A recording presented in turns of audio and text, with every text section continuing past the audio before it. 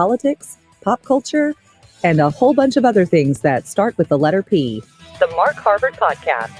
Who knew that optimism could sound so sarcastic? Welcome back to the live stream version of the Mark Harvard Podcast. I am the aforementioned Mark Harvard.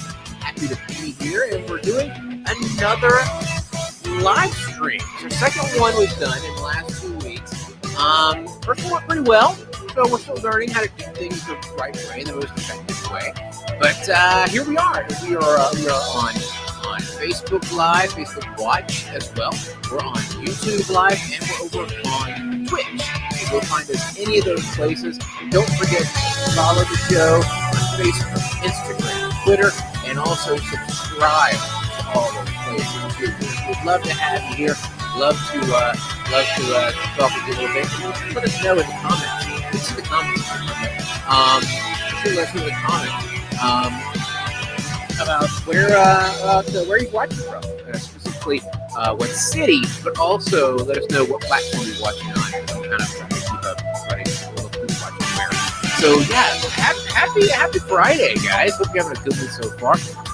Lots to talk about today on the show. Don't forget we have our normal podcast that gets released every Friday. So that's out there wherever you find podcasts.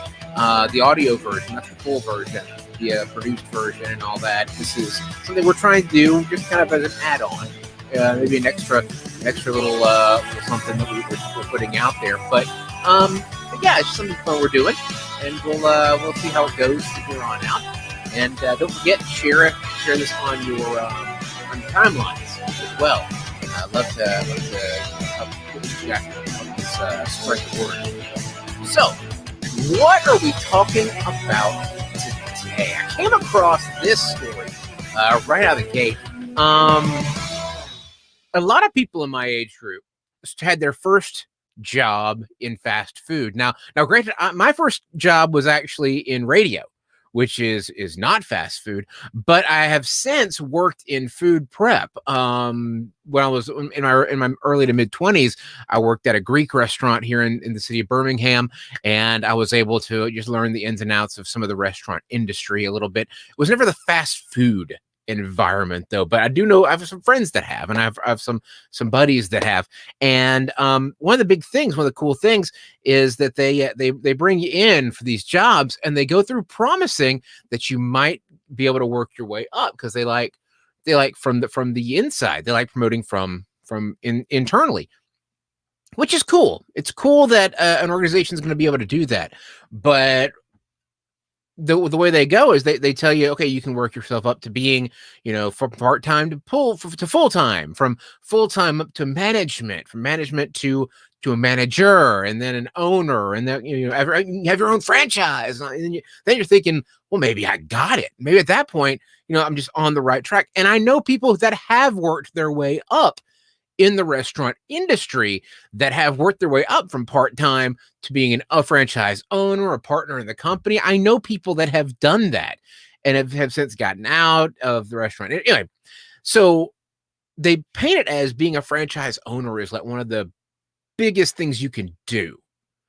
And that's not always the case. And even when you're a franchise owner, there are rules you have to follow. And what gets me to this is that Subway has released all these new requirements for their franchise owners recently. And any new franchise has to follow this, but any existing whose franchise agreement is up, they're re-upping with this brand new, more stringent list of qualifications that you have to do. First off, it's a 20-year franchise contract, meaning if you buy into Subway, you have 20 years that you have to answer to Subway's chain with. And that means that if you close because of a reason that isn't approved, if you decide you don't want to follow some of the specials or some of the promotions, then Subway can take your franchise. I know, right? Suddenly what you've been working so hard for suddenly is not a thing anymore. And yeah, so a lot of people are going back and forth on that about whether or not if they were in a Subway franchise's ownership program, if they would actually do this. Now, there are a lot of qualifications here that go with this. First off, a Subway franchise could lose their stores if they close too many times under the new contract rules. That means that you can, if you close anything barring an act of God, you could be taken over by the company. You forfeit your franchise for the company. And also the contract bans the franchises from criticizing the chain, which no business person is going to do anyway.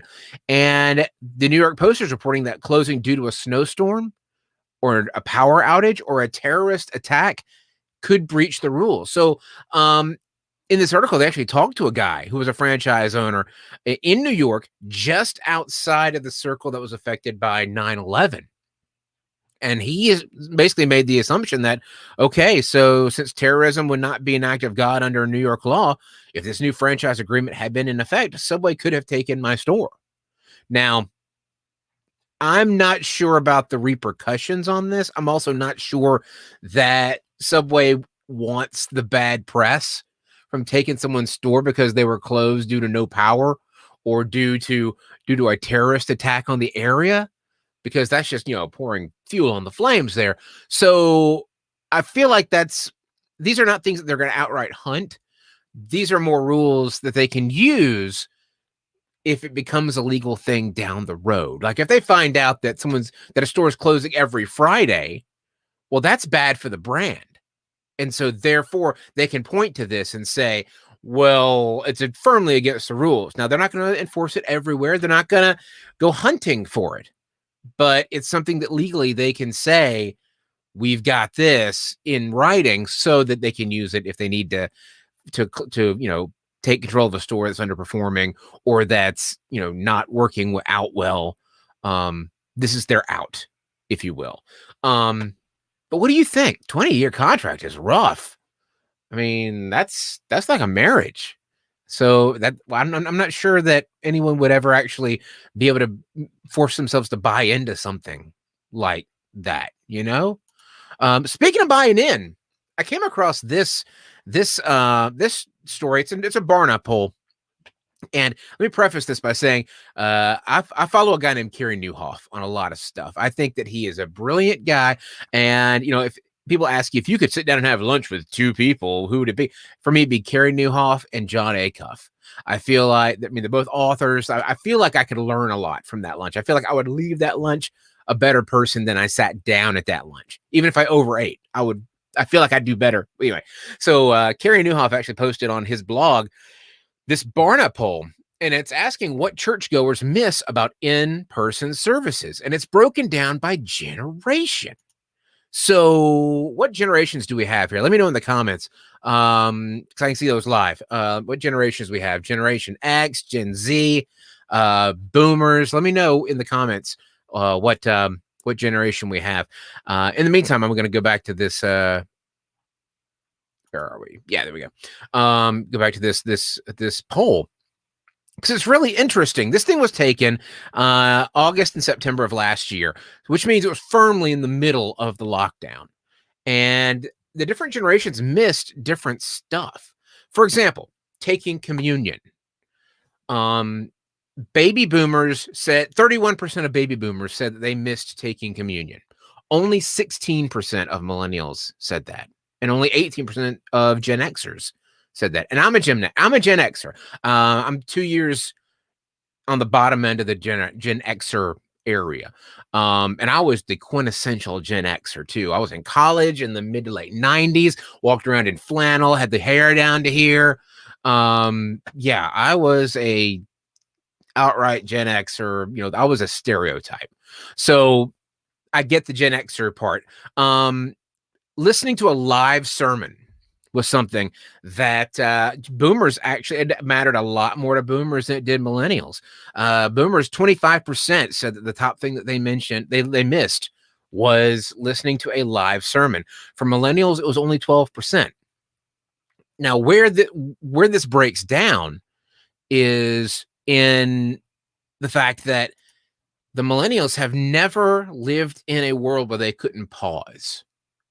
where they couldn't just do things on their own schedule. I mean, even if they didn't have it when they were little, TiVo was always a thing in their life. They knew of the technology. It was not a foreign concept for them.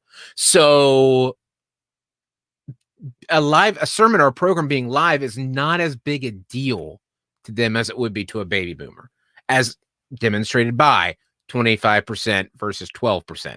A chance to connect with like-minded people. 23% of millennials said that, 21% of boomers. So pretty even there. This one was interesting. Live music. Now, live worship music in church.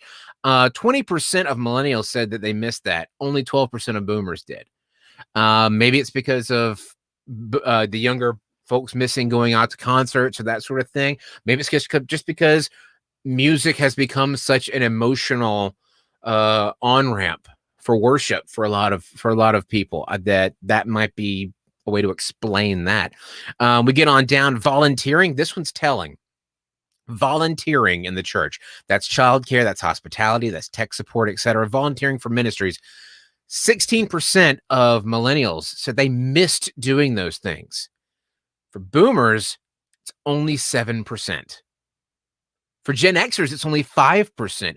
The millennials way more want to be a part of volunteering and continuing the life of the church than some of the older generations. Where else? Where was the other one? Greeting others or passing the peace. 19% of millennials, 21% of boomers. I'm looking for discrepancies, big discrepancies. Socializing with other churchgoers before and after service. 17% of millennials said they missed that. 27% of baby boomers said that they missed that. So huge differences in millennials, Gen Xers, and baby boomers in what they missed in at-home church. So as a lot of churches have started going back to church, it's interesting to see where churches should be focusing on, for different demographics. It's very interesting. And I think it's going to shape a lot of what church looks like as we move on from this. Now, as with any thing of the magnitude of the pandemic, there's going to be lasting effects. It's kind of like when you had the stock market crash and the Great Depression. Anyone that lived through that was thrifty the rest of their lives. So you end up with a whole generation that wipes down and washes tin foil and tries to reuse paper towels. They're very thrifty. I think coming out of the coronavirus and pandemic, I think we're going to have an entire generation that's more focused on cleanliness, on personal space, on washing your hands and all that stuff.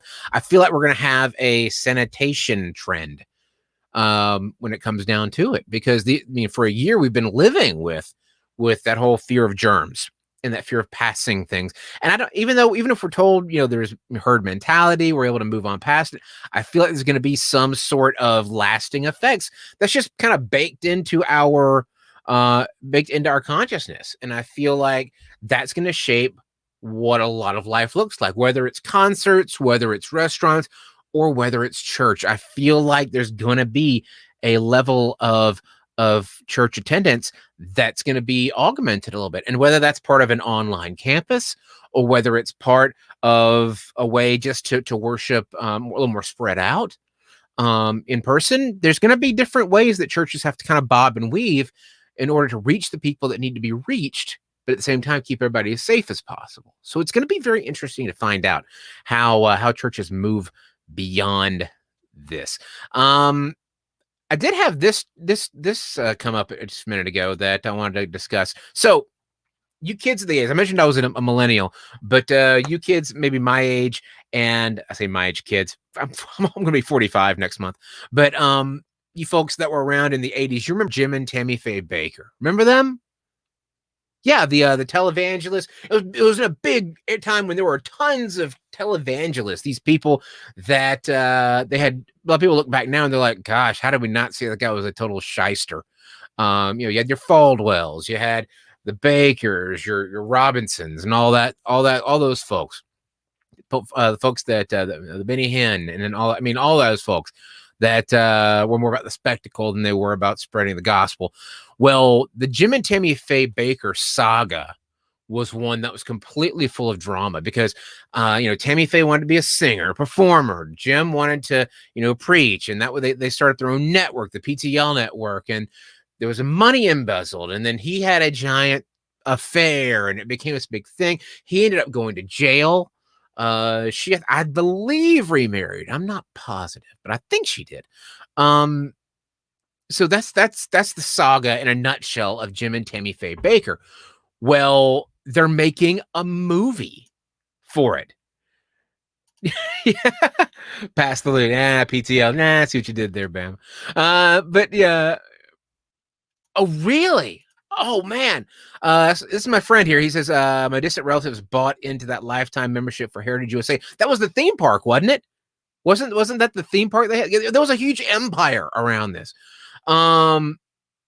Not sure was that the ministry or the theme park. There was a theme park. I do know this. Anyway, I say all that. I get to all that to tell you that there's a movie coming about the saga of the Bakkers. Yeah, it's Jim and Tammy Faye Bakker. Jessica Chastain is going to play Tammy Faye Bakker. You remember her? She was in the Jurassic World movies. And Andrew Garfield is going to be Jim Bakker. Now, he's one of those guys. He was the second guy to play Spider-Man recently. The guy with the tall hair and the skinny guy. Anyway, they've got them all prosthetic up, and you can tell they're prosthetics, but they look real good. And there's some of these shots that look amazing. So, thank you. Why did I doubt you would know this? Tammy Faye married Ro Messner after she split from Jim Bakker. I thought she was remarried. I thought so. But they're making a movie, and I've got the trailer here. They look fantastic. I'm thinking this may be a big deal. I'm a big sucker for biopics. Huge fan of biographies, as like dramatized biographies. Ray and the Johnny Cash thing, and based on a true story, that sort of stuff. I love that stuff. So this one's only going to be in theaters. It's going to be out in September. I'm already excited about it. It may be enough to bring me back to the actual movie theater. Up to this point, my wife and I, we've been kind of trying to support. We've been trying to support the streaming at home, even when movies are both at theater and at home. We've been trying to support the streaming at home because as parents, we want to always make sure that's an option. So we've been trying to do that. But this one may be enough to get me back to the theater. I don't know. Okay, when we get back in a few minutes, we're going to talk about this guy that has designed a euthanasia roller coaster.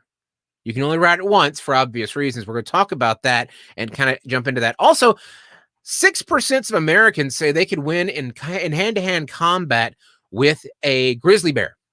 So we're going to find out if these are all folks that are going to volunteer for my new reality show, Grizzly Battle. Yay! So we'll be talking about that in just a few minutes. Stick around. More to come. This is the Mark Harvard Podcast right here on YouTube, on Facebook Live, and on Twitch. Be sure to share this on your timeline. Share it with your friends. If you're watching on YouTube, subscribe. If you're not watching on YouTube, go over there and subscribe. We need to get as many subscribers as we can to get this up and running. So that's all that. Yeah, all that's coming up. Listen out for that. And I'll be back in roughly a minute. Stick around. It's the Mark Harvard Podcast.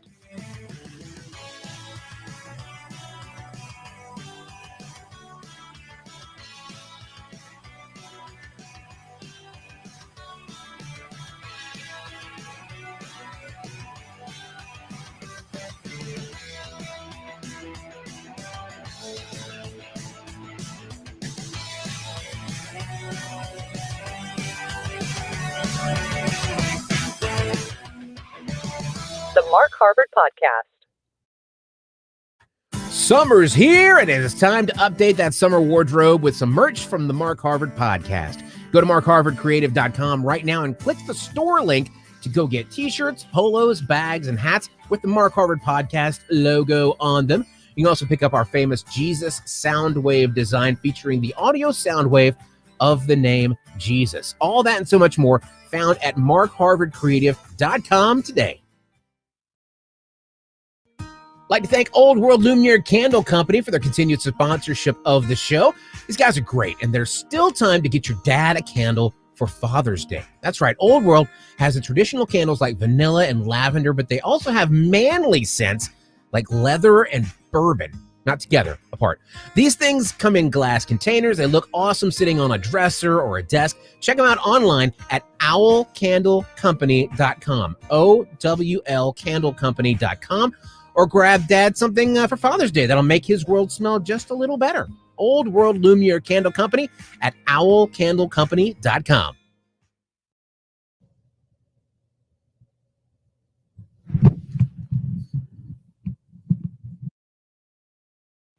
Find us on Facebook, Instagram, and online at markharvardcreative.com. The Mark Harvard Podcast.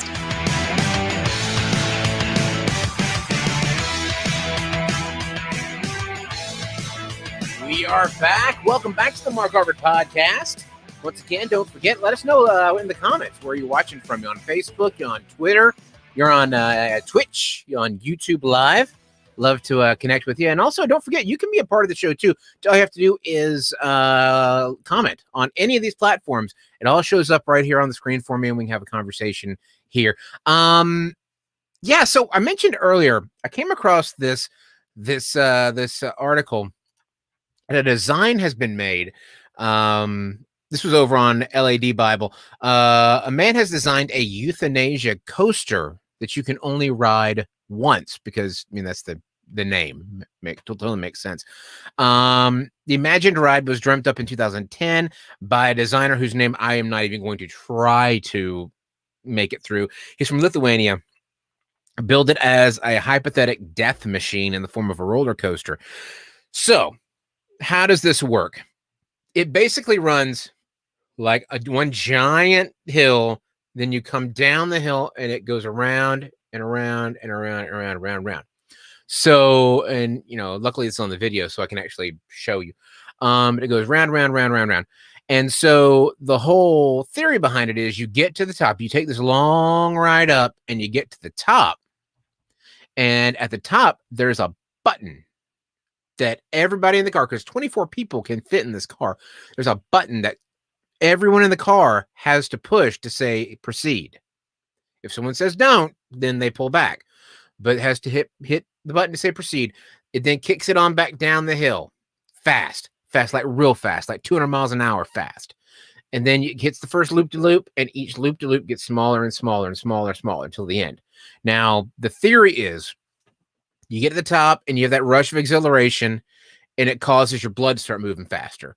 Then as you go around and around and around and around and around, all those loop-de-loops, it actually makes your body rotate around your heart. It's supposed to keep your heart roughly center, which makes all the blood go to your extremities and robs the heart of blood, which makes you pass out, and then you don't wake up.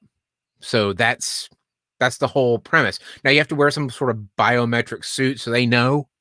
Regardless, you're going to be passed out, so you're going to be done regardless. But I was looking at this design. First off, this is never going to get built. I mean, this is one of those things that this isn't a machine like a Kevorkian thing where a guy can make it in his basement or his garage and put together and start using it, on the sly. This is something that would attract attention, and it's something that would require a boatload of money to put together and all kinds of, legal government stuff. This will never be built. So don't think that we're like, oh, this is where we are as society. No, we're not. It's where some twisted guy came up with this way to kill someone to supposedly kill themselves. And they're basing it around science. The theory of how you do it is kind of interesting because it's not like a quick sit there, go to sleep thing. It's designed it's a little more scientifically than that. But at the same time, once again, never going to get built. No, it does not sound fun at all. Because you end up passing out. I mean, they've got it set so, like one loop in, you're passed out. Because imagine hitting that loop at 200 miles an hour. So, you're already gone. And then you just never wake up. The rest of the loops are just there to kind of finish you off. And also, how do you advertise that? That's kind of a thing that it'll get a lot of media attention if it were to get built, but it's never going to actually become a thing. So yeah, that design's out there and it's kind of making the rounds on social. I'm hoping that people realize that this is not something that they're really going to have to actually make a decision on, though, because they're not. It's never going to get built. Also, who would sponsor this? It's like what I've said. I mean, when everything hits the road, money talks, and it's the same reason that we would never have televised executions, because in the end, nobody wants their product to be associated with this. So, no, I mean, Pepsi doesn't want their ad beside somebody dying, nor does McDonald's or any of those places. So, no one's going to put their money behind it. No one's going to be the company that supports this being built. So there you go. Speaking of delusional, though, hey, came across this story. It's a survey that has come out. YouGov put the survey out earlier last month, and they asked a bunch of Americans, and I got to tell you, this is the most, maybe Mountain Dew or Monster. Yeah. This is the most American thing I've heard in a long, long time. They asked a bunch of Americans, which animals do you think you could beat in a fist fight? First off, the question being asked is so American to have been asked. But as we move on, the delusion kicks in. And it's like, are you serious? No. Okay, let's just put this out. 72% of Americans said they could beat a rat in a fist fight. Put me in that 72. I feel like I could beat a rat. That also means 28% of folks don't think they could beat a rat. I don't know. Maybe they just know something I don't know about rats. A house cat, 69%. The house cats that live in this house, I don't know. It depends on if I try to take their food. Geese, 61%. Geese are jerks. Geese are the jerks of the bird world. And I'm not, they're wily. So I think we're getting into a fuzzy area. Let me just jump on down a little bit, though, to folks that obviously have no hand in reality. A king cobra. First off, no hands. Hey, can't be hand-to-hand combat. King cobra, 15% think they could beat a king cobra. 14% believe they could beat a kangaroo, which now we're just fiction. Kangaroos are mean and they're strong and they're fast. If you beat a kangaroo, you're getting lucky. 12% was a wolf. 9% of Americans think they could beat a crocodile, which I've actually heard of crocodile wrestling. So I think that might be actually a little low. 8% think they could beat a gorilla. 8% believe they could beat an elephant. Maybe if you go faster. I don't. If this is hand to hand, I don't know if you could beat up an elephant. 8% believe they could beat a lion, and they're insane. And finally, 6% of Americans believe they could beat, in hand-to-hand combat, a grizzly bear. So I'm thinking we found all the contestants in my new reality show, Grizzly Battle. Come on. I mean, part of me would love to see them. I mean, I guess I answer that with 2 words. Prove it. I want to see this happen. I want to see a guy fight a grizzly bear. If I read referring to a snitch, you went all Dick Tracy on us there. Yeah. But yeah, I mean, 6% think they could beat a grizzly bear with the a grizzly bear. So that is the most American thing I think I've seen in a long time, because we all think that we could, we're bigger and badder than we really are, and I don't see that happening. So what animal do you think you could beat? Do you fall into any of those categories? Do you think where's the line for you? I actually went and I put this article over on the Facebook page for the Mark Harvard podcast. So if you want to link and see the whole big list, it's over there. Also put the article about the survey that we talked about earlier about what the different generations felt about when returning to worship. That's over there on the Facebook page as well. So just keep an eye out for that. I found this over here. Grizzly Adams did have a beard. Yes, he did have a beard. Yes. And so do you. So yes, you're halfway there. Yeah, the facial hair is the only difference. There you go. So one last thing, I found this out. Apparently there's been a podcast that's been going for like 9 months over on YouTube, where you can also follow the Mark Harvard podcast. Wink, hint, hint. Um, and it's called Frenemies, and it's these two folks that have, I guess, they have kind of a back and forth where they don't agree on a lot of stuff, and they're kind of enemies, but they've decided to kind of, join together. I guess they respect each other enough to do this podcast together, and they were going to talk out and work through their struggles. Well, after 9 months, this thing just completely fell apart because finally the conversation went too far, and somebody got up and left, and they became a big thing, and they bolted. I can't believe they didn't think this would go well, or they didn't see that this was going to fall apart. There are just certain things that when they're sensitive enough, you need to talk about them in private, not because anybody has anything to be ashamed of, but because when you're apologizing for whatever your part of it is, there's a certain level of vulnerability there that you're just not going to do in a public context. I mean, I share pretty much everything with you guys through the podcast, through this live stream stuff, through the radio show. When my first wife passed away, I talked about it openly on the air on the radio. When I started dating again, once again openly on the radio. When I got engaged, when Jack was born, our son was born, I lived my life out on the radio, hoping that it'll help speak to somebody who maybe might need some of that encouragement out there. So I'm pretty open with that, but I also understand the context of trying to bury a hatchet and doing it in a public area. And it's just how ineffective it's going to be, how it's just not going to happen. And I'll give you an example. When I was in college, I take full blame for this. I broke the bro code, if you will, the cardinal rule of friends. I dated one of my friend's exes. It was a brief thing. We only went out for like 3 or 4 times, but that buddy of mine, he and I ended up not speaking for a year.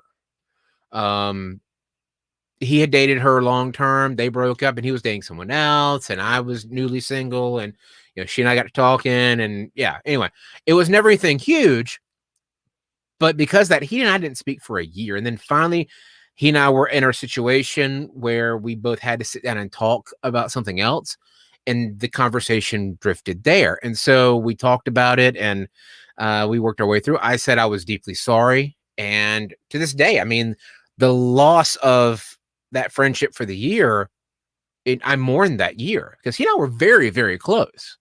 And even after we made up, there was still a little extra distance there. Our lives had been like this, and we just kind of split. And so, I mean, and he's doing fine now. He has a family, he's married, family. He's a business owner. He's doing fantastic. But yeah, I mean, I mourned that year. He and I could not have had that time to talk and work our way through those times if not for doing it in private. Because in public, we both, I think, would have gotten hung up on I'm right, you're wrong, that sort of thing. So I feel like that, you can't have a podcast that's based around that. It's not going to work well. Bama says, a friend from high school started dating my ex less than a month after we split, and I haven't talked to him since. Yeah. And I get that. At a certain point, you have to decide, is the friendship worth more than the anger? And it's okay if that answer is no. It really is. It's fine if the answer is no. I mean, if maybe you weren't that close, or maybe just you're realizing, maybe we weren't as good friends as I thought, that sort of thing. It's okay to let it go. But if the friendship is important enough to you, you need to have that conversation. So, going back to this podcast thing, I don't think that it's, I don't think I'm going to shock that this fell apart. A public apology or public working things out is never going to do well. Everybody's going to be worried about all the pretenses and all that. So, yeah. So, okay, before we get out of here, I want to talk to you a little bit about some things I need you to do. I need you to jump on YouTube. That's my big push right now. I need you to jump over on YouTube. Well, after we end this, if you're not watching this on YouTube, jump over on YouTube. Go to do a search for the Mark Harvard podcast. And when you do that, what ends up happening is it brings up, you'll see the picture of me. I'm sitting, I've got like a black shirt on. I'm like doing one of these numbers. This picture of me in the profile. I need you to subscribe to that channel. And then share it with friends, if you will. I'm trying to get enough subscribers to get a custom URL, and that opens up all kinds of other ways we can spread the podcast out a little bit. But basically, the 100 subscriber thing is the turning point for a lot of that stuff. So I'm trying to get up to 100 subscribers. So if you would do that. Also, don't forget, share this stream on your timelines if you would, and just invite people to listen and be a part of it. We're going to try to do these every Friday. So as I'm able to. So yeah, we'll be trying to do that every Friday. Keep an eye out for that. In the meantime, just keep listening to the podcast. It's available over on Podbean, over on Apple Podcast, iHeartRadio. We cover a lot of things we covered today, but there's also extra stuff. So be sure to join all that as well. So yeah, absolutely. This has been fun, guys. This is the second one of these we've done. I've had a blast. We're 20 episodes in on the audio podcast. I can't believe we're that far, but we're there. And I appreciate all the support of all that. Out of what started as just a passion project that I was doing because I was out of full-time radio, and wanted some sort of outlet for creativity. This has been absolutely outstanding. So yeah, thanks everybody that's been watching with us today. I appreciate it. Thanks for your hearts. And I see a couple of thumbs ups. That's great too. So have a fantastic day, and I will talk to you later. See ya.